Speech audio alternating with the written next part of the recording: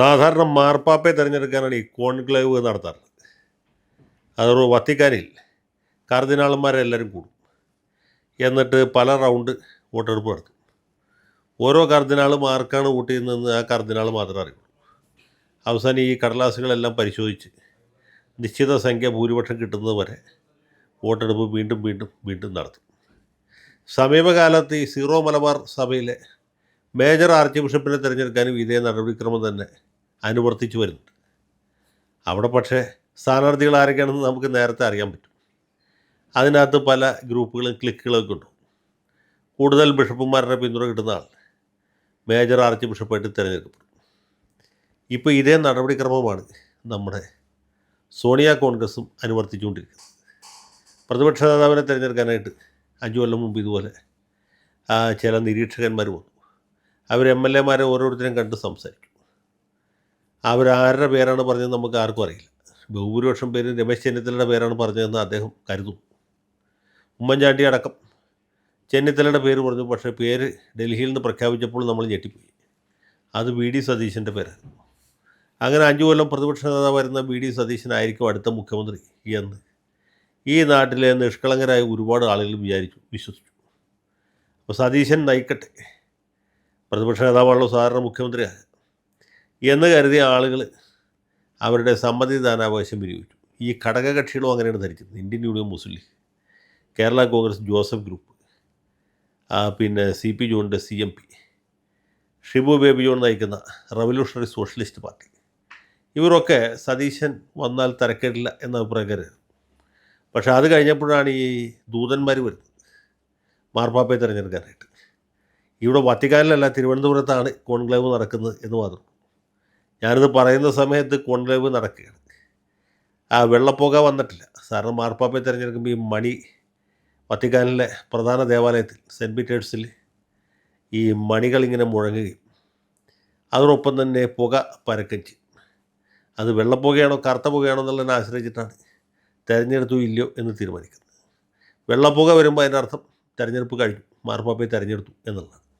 അത് കഴിഞ്ഞ് ഏതാനും സമയം കഴിയുമ്പോൾ ഈ മാർപ്പാപ്പയെ തിരഞ്ഞെടുക്കപ്പെട്ടയാൾ അദ്ദേഹത്തിൻ്റെ ഔപചാരികമായ വസ്ത്രവിധാനങ്ങളൊക്കെ ധരിച്ച് കയ്യിൽ മറ്റേ അംശവടിയുമായിട്ട് ഈ ദേവാലയത്തിൻ്റെ മട്ടുപ്പാവിൽ പ്രത്യക്ഷപ്പെടും. അപ്പോൾ ഈ താഴെ കൂടി നിൽക്കുന്ന വിശ്വാസികൾ വിവാ ഇൽ പാപ്പ, പാപ്പ നീണാൾ വാഴട്ടെ എന്ന് ആർത്തു വിളിക്കും. ഇതുപോലൊരു നടപടിക്രമമാണ് കോൺഗ്രസ് പാർട്ടിയിൽ നടന്നുകൊണ്ടിരിക്കുന്നത്. MP മാരെ കണ്ടു, MLA മാരെ കണ്ടു. ഓരോരുത്തരും ഈ നിരീക്ഷകന്മാരുടെ ചെവിയിൽ ഞങ്ങൾ ഇന്നയാളെയാണ് പിന്തുണയ്ക്കുന്നത് എന്ന് പറഞ്ഞു. കാരണം ആരുടെ പേരാണ് പറഞ്ഞതെന്ന് പുറത്തറിഞ്ഞാൽ പല പ്രശ്നങ്ങളുണ്ടാകും എന്നുള്ളതുകൊണ്ട്. പക്ഷേ അധികം പേര് പറഞ്ഞിട്ടുള്ളത് നമുക്ക് ഏവർക്കും പ്രിയങ്കരനായ കേരളത്തിലെ കോൺഗ്രസ് പാർട്ടിയുടെ മാത്രമല്ല പൊതുസമൂഹത്തിൻ്റെ തന്നെ കണ്ണിലുണ്ണിയായിട്ടുള്ള KC വേണുഗോപാലിൻ്റെ പേരാണ്. വേണുവിനെക്കുറിച്ച് നമ്മൾ ഈ പ്ലാറ്റ്ഫോമിൽ തന്നെ പലതവണ പറഞ്ഞാണ്. ഇന്നത്തെ നിലയ്ക്ക് കേരളത്തിലെ കോൺഗ്രസ് പാർട്ടിയും അതുപോലെ അഖിലേന്ത്യാ കോൺഗ്രസ് പാർട്ടിയൊക്കെ നയിക്കാൻ രാഹുൽ ഗാന്ധിക്ക് കൃത്യമായ നിർദ്ദേശങ്ങൾ കൊടുക്കാൻ വേണു അല്ലാതെ ആരുമില്ല. അങ്ങനെയുള്ള വേണുവിനെയാണ് കേരളത്തിലെ ബഹുഭൂരിപക്ഷം MLA മാരും ആവശ്യപ്പെടുന്നത്. ഹൈക്കമാൻഡ് അദ്ദേഹത്തെ വിട്ടുകൊടുക്കുമെന്നുള്ള കാര്യത്തിൽ എനിക്ക് ചെറിയ സംശയമുണ്ട്. ഹൈക്കമാൻഡ് അങ്ങനെ ഒരു ത്യാഗത്തിന് തയ്യാറാവുകയാണെങ്കിൽ വേണു ആയിരിക്കും കേരളത്തിൻ്റെ അടുത്ത മുഖ്യമന്ത്രി. അദ്ദേഹത്തിൻ്റെ ട്രാക്ക് റെക്കോർഡ് അറിയാവുന്ന ആർക്കും അതിലൊരു അത്ഭുതം തോന്നുന്നില്ല, ഒരു സംശയവും തോന്നുന്നില്ല.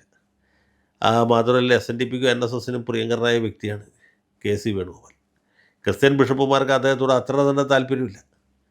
ഈ മുസ്ലിം മതപണ്ഡിതന്മാർക്കും പാണക്കാട് കുടുംബത്തിനും അത്രയും താല്പര്യമുള്ള ആളല്ല വേണു എന്നാണ് എനിക്ക് തോന്നുന്നത്. പക്ഷേ അതിൽ കാര്യമില്ല.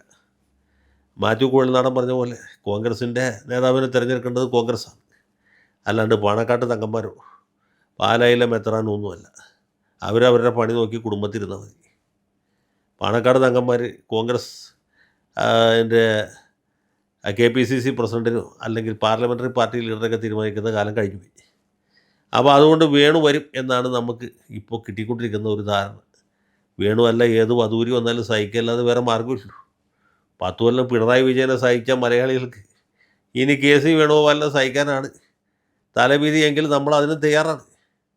ഇനിയിപ്പോൾ ഞാനോ നിങ്ങളോ ഇത് കാണുന്ന ആളുകൾ ആരെങ്കിലും VD സതീശൻ വേണം, സതീശൻ മരുന്ന് കഴിച്ചിട്ടാണ് ഞാൻ വോട്ട് ചെയ്തത് എന്ന് പറഞ്ഞിട്ട് ഒരു കാര്യമില്ല. ഇന്നലെ ഒരാളെനിക്ക് വാട്സാപ്പിൽ ഒരു മെസ്സേജ് അയച്ചു. ഈ VD സതീശനെ വെച്ച് വോട്ട് പിടിച്ചിട്ട് KC വേണുഗോപാലിനെ മുഖ്യമന്ത്രിയാക്കുന്നത് അനിയത്തിയെ കാണിച്ച് ചേടത്തിയെ കെട്ടിക്കുന്ന പോലെയല്ലേ എന്ന്. ഞാൻ പറഞ്ഞു അങ്ങനെയല്ല, മകളെ കാണിച്ച് അമ്മയെ കെട്ടിക്കുന്ന പോലെയാണ്. സാരമില്ല, ഇപ്പോൾ ആരെയായാലും കെട്ടിച്ച് തരുന്നുണ്ടല്ലോ, സഹിച്ചാൽ മതി എന്ന്. പണ്ട് ജോസഫൈൻ വനിതാ കമ്മീഷൻ ചെയർപേഴ്സണായിരുന്ന കാലത്ത് ഈ പരാതി പറയാൻ വേണ്ടി വിളിച്ച ഒരു സ്ത്രീയോട് എന്നാൽ അനുഭവിച്ചോ എന്ന് പറഞ്ഞ പോലെ എനിക്ക് പറയാനുള്ളത് തന്നെയാണ്, അനുഭവിച്ചോ അനുഭവിച്ചോ അനുഭവിച്ചോ.